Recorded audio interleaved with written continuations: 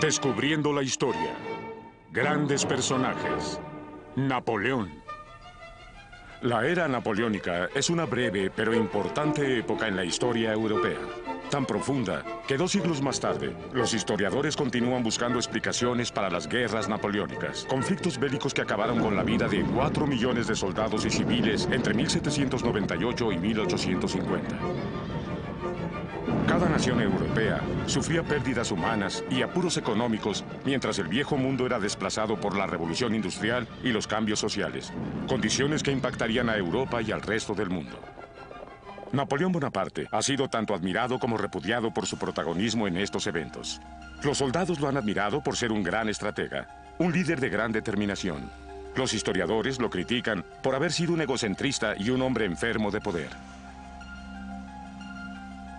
El 15 de agosto de 1769, nace Napoleón Bonaparte en Córcega, una pequeña isla en el Mediterráneo al oeste de la costa italiana y al sur de Francia. Sus padres eran miembros prominentes de la sociedad de Córcega. En la misma época del nacimiento de Napoleón, Córcega fue cedida a Francia por los regidores genoveses. Carlo, el padre de Napoleón, se une a Pascual Paoli y arma la resistencia para defender a su tierra natal de la ocupación francesa. Sin embargo, al fallar la revolución, Carlo Bonaparte hace una tregua con los franceses, obteniendo así un trato preferencial. Esto le permitió enviar a sus hijos mayores, José y Napoleón, a Francia para seguir su educación. Sus primeros maestros notaron que era un estudiante inteligente y comprometido. A los 16 años, se une a la artillería francesa y bajo la tutela de los principales cañoneros del siglo XVIII, desarrolla sus talentos. Nadie hubiera imaginado que este sería el principio de una brillante carrera militar, muchas veces comparada con la de Alejandro Magno, Julio César o Gengis Khan.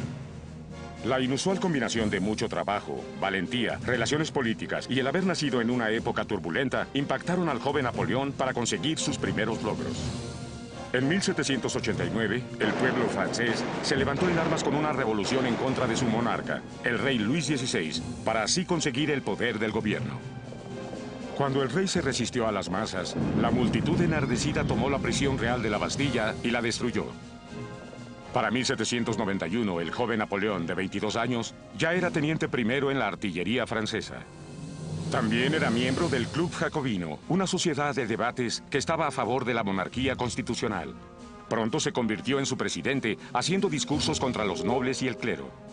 En esta época, cambió su nombre con una ortografía más francesa y se abocó a los triunfos militares de Francia. Sus acciones positivas y valentía en la guerra contra Austria y Prusia ampliaron aún más su visión sobre la milicia francesa. Para enero de 1793, la Revolución Francesa tomó un giro importante con la decapitación del rey Luis XVI y la reina María Antonieta. Esto fue seguido por una era muy problemática, el régimen del terror, bajo el mandato de Maximiliano de Robespierre, quien dominaría al país los siguientes 2 años. 25.000 personas serían decapitadas por considerárseles enemigos del régimen republicano durante este sangriento periodo.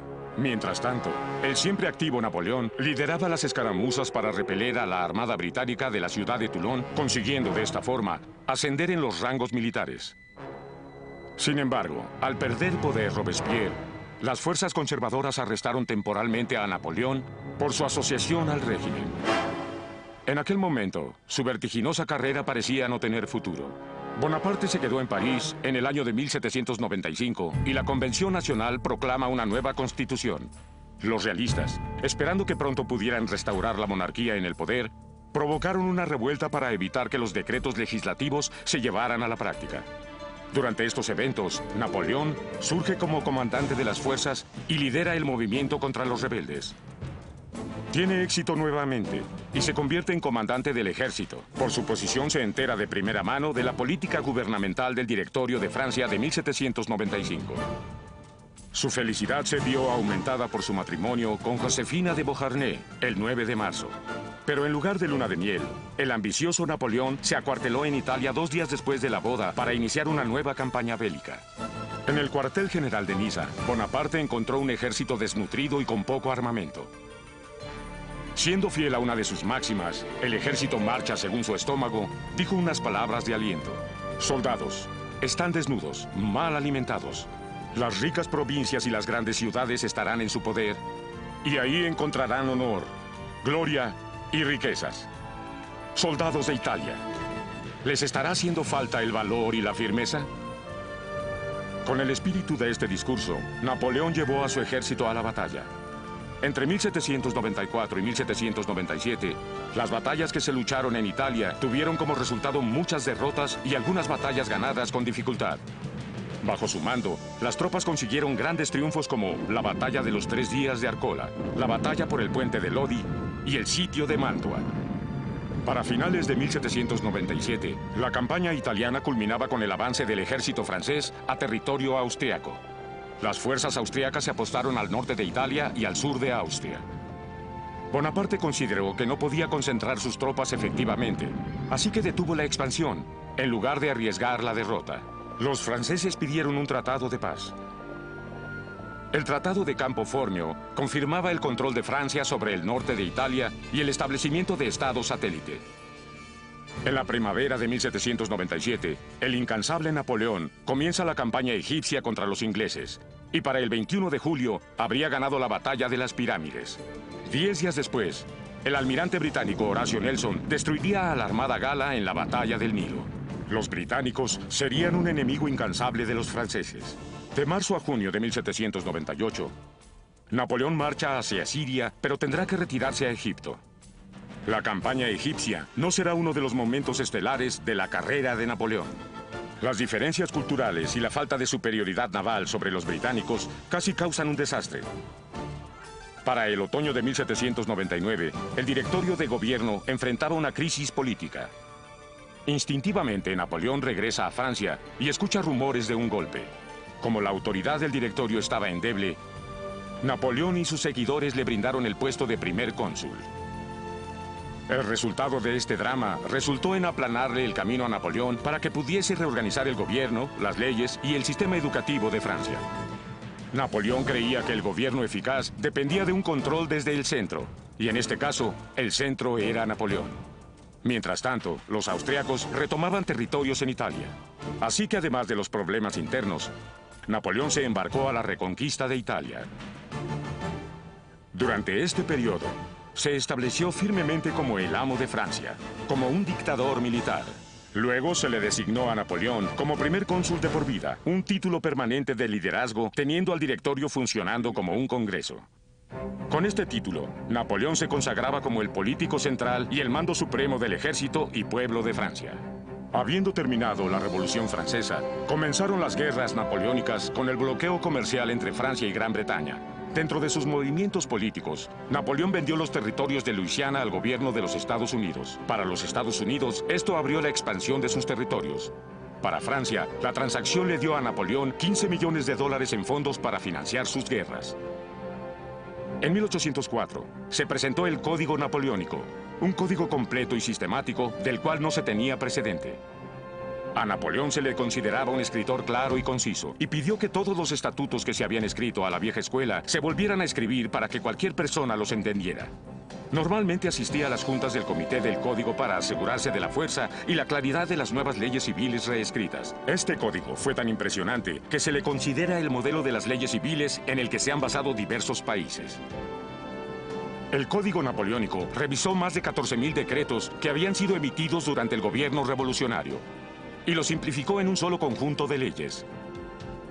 El código tenía algunos conceptos centrales en su alma: la igualdad de todos ante la ley, el no reconocimiento de los privilegios hereditarios, libertad de culto, separación de iglesia-estado, libertad de empleo y profesión. En conjunto, el Código Napoleónico es un compromiso que permitía la libertad de culto y leyes que le permitían a los campesinos comprar la tierra que habían trabajado, terminando para siempre el feudalismo que había prevalecido hasta la Revolución. No fue sino hasta 1810 que se concluye con el Código. El documento resultante, aunque duro en algunas de sus penalidades, le permitió a todos los habitantes de Francia, en cualquier estadía de su vida, ser tratados con equidad ante la ley. Napoleón reafirmó totalmente su poder con el anteproyecto del Código Napoleónico. La mayoría del pueblo lo apoyó y fue ascendido al título de emperador coronado de Francia en 1804. Quería ser consagrado por el Papa en su coronación.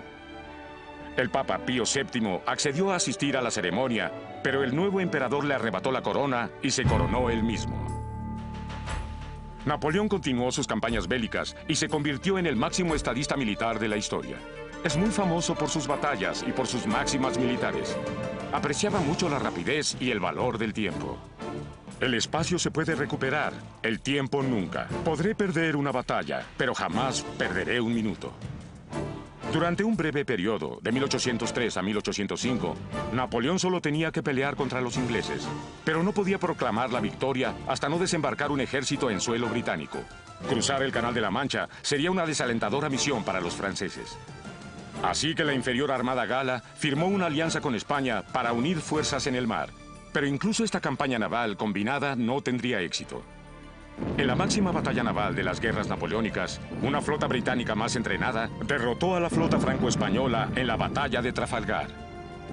Mientras el almirante francés, Pierre de Villeneuve, lideraba a la armada combinada contra el bloqueo británico, toda su flota fue destruida. Su único logro fue haber acabado con la vida del almirante Horatio Nelson durante la batalla. Con esta victoria, los británicos eliminaron el peligro de invasión de los franceses. Asimismo, consiguieron organizar una nueva coalición antifrancesa con otros países europeos. El gran triunfo de Napoleón aún no llegaba. 2 meses después de la derrota naval en la batalla de Trafalgar, el genio táctico de Napoleón saldría a relucir en la batalla de Austerlitz. También se le llamó la batalla de los 3 emperadores, porque el zar Alejandro I guiaba a los rusos, Francisco I a los austriacos y Napoleón a los franceses. Esta batalla ilustra claramente la superioridad estratégica de Napoleón. Ocultó cuidadosamente a sus hombres en una posición elevada, justo al centro de su posición. Esto hizo aparentar debilitado su flanco izquierdo, atrayendo un ataque masivo de las fuerzas enemigas como lo había anticipado. Luego, a su señal, las tropas ocultas avanzaron y rápidamente cercaron a las fuerzas ruso-austriacas. Muy pronto, el enemigo se dio cuenta que estaban siendo atacados en cada flanco y se retiraron rápidamente hacia el lago congelado. Sin el menor remordimiento, la artillería de Napoleón cañoneó el hielo, matando por congelamiento a muchos de sus enemigos. Para esa misma tarde, la batalla había terminado. Al día siguiente, Napoleón se dirigió a sus tropas. Los guiaré de vuelta a Francia. Ahí, mi pueblo los recibirá con regocijo. Y ustedes solo tendrán que decir, estuve en la batalla de Austerlitz, para que la gente exclame, aquí está un héroe. Austerlitz se considera como la obra maestra de Napoleón. Tal vez en ninguna otra victoria su estrategia haya tenido tal precisión. Esta victoria también minimizó las anteriores derrotas o errores y restauró su mística de amo y señor de todo el continente. Austria se retiró de la guerra y fue obligada a firmar un tratado de paz humillante que le daba a Napoleón el control total de Italia y grandes regiones de Alemania. Mientras tanto, Rusia fue obligada a retirarse a sus fronteras. De hecho, ningún ejército europeo se sintió lo suficientemente fuerte para derrotar a Francia durante el siguiente año. Así que Napoleón se dedicó a redibujar las fronteras a su antojo. En aquel momento, el Imperio francés incluía a Bélgica, los Países Bajos, Córcega, los Estados Papales y los Balcanes desde el Danubio hasta Montenegro. Francia controlaba directamente a España, Suiza, los reinos de Italia y Nápoles, una confederación de 300 estados alemanes y a Polonia. Los diezmados estados de Austria, Prusia, Dinamarca y Noruega eran aliados de Francia. Solo Portugal, Suecia y Rusia no eran parte del imperio, y tampoco estaban en posición de desafiar su poder. Cruzando el canal seguía a Inglaterra. Los británicos rehusaban pelear con los franceses en tierra y Napoleón había fallado combatiéndolos en alta mar. Así que Napoleón desarrolló una guerra económica. Intentó debilitar la economía británica, bloqueando todo el comercio. Pero para que el bloqueo funcionara, tendría que ser impuesto en toda Europa. Sin embargo, ningún plan es perfecto, y Francia fue incapaz de evitar el contrabando que generaban las ciudades-puerto, en especial en Portugal, un antiguo aliado de Gran Bretaña. Mientras las mercancías inglesas continuaban infiltrándose al continente, la semilla del nacionalismo comenzaba a florecer en los territorios conquistados. Subsiguientemente, en 1809, sus tropas sufrieron derrotas en España y Portugal. A pesar de estas aparentes derrotas, Napoleón estaba en el cenit de su poderío y éxito. Dibujó fronteras y nombró a los países. Y pronto los pueblos conquistados comenzaron a sentirse unidos contra los franceses. A finales de 1810, el imperio de Napoleón se veía seguro. Una guerra civil en España parecía una distracción. Inglaterra seguía como enemigo, pero Francia controlaba Europa. Era la nación más poderosa. Napoleón tenía 40 y tantos años y aún no tenía heredero. Se preocupó por la falta de un sucesor, por no tener un hijo a quien pasarle el cetro. Así que en diciembre de 1810, se divorció de Josefina por no haberle dado un hijo. Y se casó con María Luisa, una princesa austriaca de 18 años y muy saludable para procrear. 2 años más tarde, daría a luz a su único hijo, un varón. Napoleón siempre creyó que un general solo tiene 10 años en la cima de su carrera. Después de eso, perdería algunas de sus habilidades estratégicas. En la segunda mitad de la primera década de 1800, Napoleón se vio en la necesidad de usar maniobras tácticas alternativas. Ya no tenía aquellos brillantes y rápidos movimientos militares. Sus detractores dicen que cambió sus excepcionales movimientos bélicos por superioridad numérica, resultando en índices elevados de bajas. Los grandes ejércitos no pueden operar con la misma velocidad que tropas más pequeñas como las que usaba en sus primeras conquistas. Para 1811, su brillo había disminuido en Francia. Una depresión económica debilitó al país y Napoleón se vio forzado a levantar el bloqueo comercial de Inglaterra. Esta decisión enfureció a los rusos, quienes habían cooperado con el bloqueo de Napoleón. La reapertura del comercio molestó al zar Alejandro I, quien repetidamente ignoraba la correspondencia de Napoleón. El combativo emperador se preparaba para una nueva guerra contra Rusia. En el pasado, Napoleón había combatido a los rusos en su territorio. Esta vez los rusos se retiraron muy dentro de Rusia. Alejandro I dijo que dejarían que el clima y el invierno ganaran aquella guerra. Napoleón se armó con 650.000 hombres para la invasión de Rusia. El ejército más grande que hubiese juntado. Reclutó hombres incluso de los territorios conquistados, hombres que no querían pelear por Francia. Basó su estrategia militar en la superioridad numérica. Entraría a Rusia y aplastaría al ejército del zar. En junio, los franceses entraron a Rusia. Esperaba que los rusos lo enfrentaran en una batalla abierta, pero se frustró cuando ellos continuaban con su aparente retirada eterna.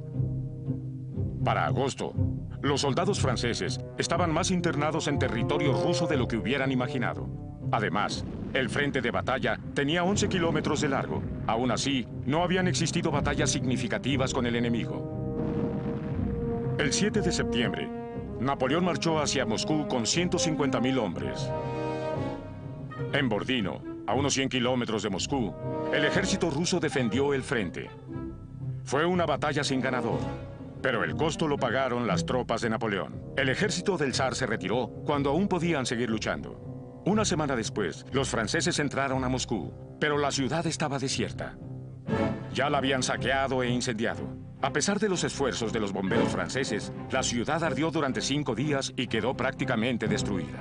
Napoleón culpó al gobernador de la ciudad por ordenar la destrucción de la misma y le ofreció al zar Alejandro una tregua nuevamente. Alejandro no contestó. Los rusos continuaban rehusándose a combatir. Se burlaban de los franceses con ataques ráfaga y retiradas.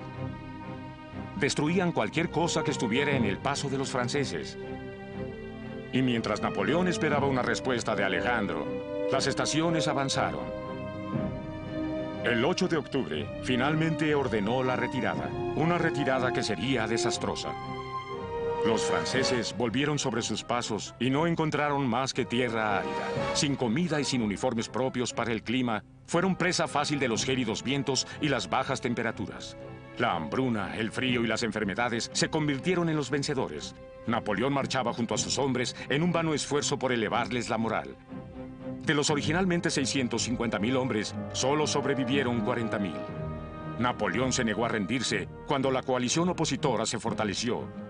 Como diría Napoleón, de lo sublime a lo ridículo, no va más que un paso. Y así sucedió en 1813, cuando las Fuerzas Armadas de Europa se unieron para aplastar a Napoleón en Francia. Las batallas contra la coalición ruso-prusa, las amenazas de España, estrategias sorpresivas de los suecos dejaron a Bonaparte enfrentando una triple amenaza. Ya no podía concentrar a sus hombres en una enorme masa de ataque. La cooperación de la coalición europea no tenía paralelo. Combatiendo 3 guerras en 3 frentes distintos, dividieron a las tropas en grupos más débiles. Además, su líder no podía estar en 3 lugares a la vez. Las desventajas partieron a sus legiones, dejando vulnerable a Francia. El 16 de octubre de 1813, la gran debacle de su carrera estaba por ocurrir. La batalla de Leipzig, muchas veces llamada la Batalla de las Naciones, porque se involucraron muchos países. Los 160.000 hombres de Napoleón se enfrentarían a 360.000 soldados de la coalición en Leipzig, en el sur de Alemania. El primer día sería victorioso para los franceses, pero el segundo no sería igual. Sin duda, la baja de tropas y la falta de municiones era severa. Los aliados estaban fuertes y unidos en su oposición. Tal vez los años de batalla finalmente le estaban cobrando el peaje al gran líder. Pero por alguna extraña razón, Napoleón cometió un error poco común al segundo día de batalla. Esperando un acuerdo de paz, decidió esperar y no usar el tiempo para reagruparse y reorganizar su ejército.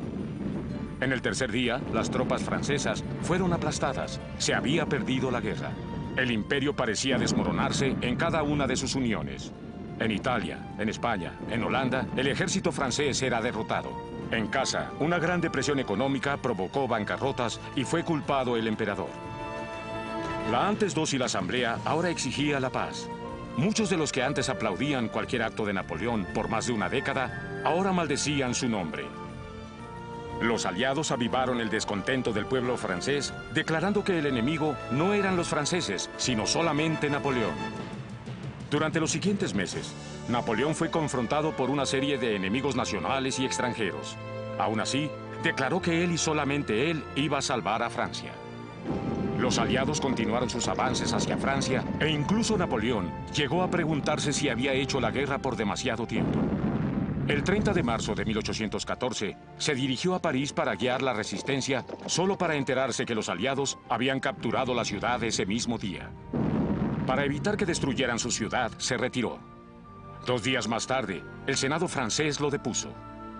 Finalmente, el 11 de abril, se le obligó a abdicar al trono y se le exilió de por vida a Elba, una isla italiana de 140 kilómetros. El 30 de mayo, el Tratado de París le devolvió la paz a Europa. Le redujo las fronteras a Francia como estaban en 1792 y ascendió a Luis XVIII, hermano del decapitado Luis XVI, al trono francés. Los aliados sentían que debían regresar al antiguo régimen. También acordaron reunirse en un congreso que decidiría el destino de los territorios recuperados. El 1 de octubre de 1814, el Congreso de Viena restauró las viejas monarquías y estableció un raquítico equilibrio del poder en Europa. Mientras las manipulaciones políticas y la falta de armonía distraían a las potencias europeas, un infeliz Napoleón encontraba su vida en Elba insoportable. De hecho, estas pequeñas vacaciones del poder le habían devuelto sus fuerzas. En Francia, Luis XVIII había sido restaurado en el trono. Los antiguos odios se revivieron y se reorganizó la resistencia. Los veteranos napoleónicos no querían al monarca. El 26 de febrero de 1815, Napoleón escapa de Elba y se dirige a París. Un camino estupendamente escogido lo lleva a zonas que aún le son leales y sus tropas se le vuelven a unir. En Grenoble, el comandante de división del ejército francés envía a 500 soldados para detenerlo. Se dice que gritó: "Si entre ustedes hay algún soldado que quiera matar a su emperador, aquí me tienen". Los soldados bajaron las armas y lo vitorearon. Con cada kilómetro crecía su ejército. El rey Luis sintió la presión y abandonó Francia. Napoleón personificaba el espíritu de la revolución, no del emperador caído. Pero el entusiasmo duró poco. En Waterloo, los británicos bajo el mando del duque de Wellington enfrentaron a las legiones de Napoleón en una batalla salvaje. Cuando los franceses estaban a punto de vencer a los británicos, el mariscal prusiano, el príncipe von Blücher, llegó al frente con refuerzos. La batalla de Waterloo terminaría rápidamente. Napoleón había peleado su última pelea y la había perdido. Tras la derrota de Waterloo, Napoleón consideró vivir en los Estados Unidos, lo que habría causado problemas para el joven país. Fue arrestado y deportado a la remota isla atlántica de Santa Helena. En la isla era vigilado día y noche. Aunque podía moverse libremente, su espíritu se sentía abandonado.